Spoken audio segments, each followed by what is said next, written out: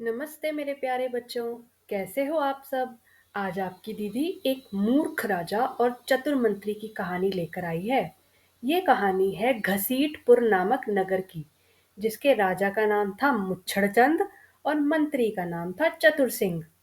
मुच्छड़चंद जितना मूर्ख था, चतुर सिंह उतना ही समझदार था। अब मुच्छड़चंद के तो क्या ही कहने, अपने आप को दुनिया का सबसे समझदार व्यक्ति समझता था और अपनी ही तारीफ करता रहता था। अटपटे और बेवकूफी भरे फैसले लेना उसकी खासियत थी। एक दिन तो उसने हद ही कर दी।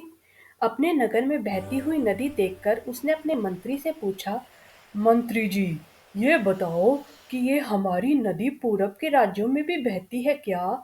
तो मंत्री ने कहा, हाँ राजा जी, बहती है। तो राजा ने पूछा, फिर तो वहां लोग हमारा पानी इस्तेमाल करते होंगे। मंत्री ने कहा, जी हाँ।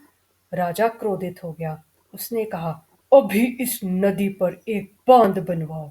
हमारा पानी किसी और राज्य में नहीं जा सकता। हम इस पानी को रोक देंगे। ये पानी हमारा है। मंत्री ने समझाया, इसमें हमारा ही नुकसान है राजा जी, कृपया ऐसा ना करें।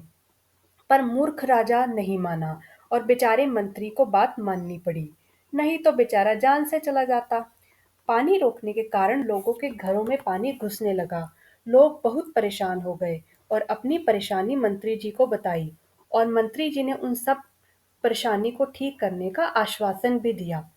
घबराओ मत, मैं सब ठीक कर दूंगा। राज्य में घंटा घर में एक आदमी था, जो हर रोज समय के हिसाब से घंटा बजाता था, जिससे लोगों को टाइम का पता लगता था।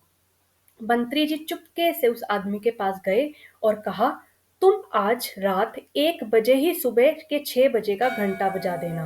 उस आदमी ने वैसा ही किया। जब आधी रात में सुबह का घंटा बजा तो राजा हैरान हो गया। अरे, सुबह के 6 बज गए हैं और सूरज तो उगा ही नहीं। मंत्री ने कहा, मुझे लगता है जैसे हमने पूरब का पानी रोक दिया है, वैसे ही पूरब के लोगों ने सूरज को रोक लिया है। राजा बौखला गया और बोला, ऐसे तो हमारे नगर में कभी भी सवेरा नहीं होगा। अब हम क्या करें मंत्री जी? मंत्री जी ने बोला, हमें बांध तुड़वा देना चाहिए। राजा ने वैसा ही किया और मजदूरों से बांध को तुड़वा दिया और नदी पहले की तरह बहने लगी। और तब तक सच में सुबह के 6 बज चुके थे और सूरज अपने टाइम से उदय हो गया था। और राजा ने समझा कि जैसे हमने पानी छोड़ा है, वैसे ही पूरब नगर वालों ने सूरज को छोड़ दिया है। और वो बहुत खुश हो गया और शुक्र मनाया। और उसने इनाम में मंत्री को खूब सोना चांदी दिया। तो देखा दोस्तों, इस कहानी से हमें क्या सीखने को मिला कि जल्दबाजी और बिना सोचे समझे काम करने से कभी भी हमारी हानि हो सकती है। इसलिए कोई भी काम करने से पहले उसके गुण और दोष हमें देख लेने चाहिए। अगर कहानी अच्छी लगी तो चैनल को सब्सक्राइब करें, वीडियो को लाइक करें, बेल बटन को दबाएं, ताकि जब भी नई वीडियो आए